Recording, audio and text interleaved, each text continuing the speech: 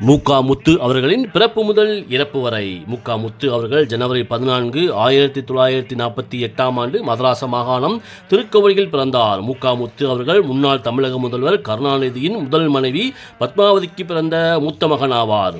பத்மாவதி அவர்கள் பிரபல பின்னணி பாடகரும் இசையமைப்பாளரும் நடிகருமான சிதம்பரம் ஜெயராமனின் மகள் ஆவார்.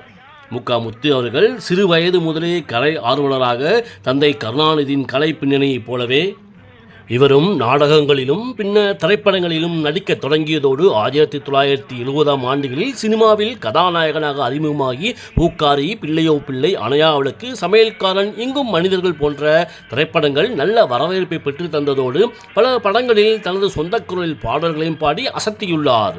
நல்ல மனதில் கூடியிருக்கும் நாகூர் ஆண்டவா, சொந்தக்காரங்க, எனக்கு ரொம்ப பெருங்க போன்ற பல பாடல்கள் மக்களிடையே மிகவும் பிரபலமானது.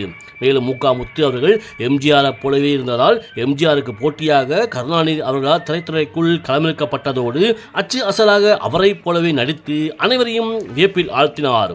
முகா முத்து அவர்கள் சிவகாம சுந்தரி என்பவரை திருமணம் செய்து கொண்டு அறிவு நிதி என்ற மகனும் தென்மொழி என்ற மகளையும் பெற்றெடுத்தார்.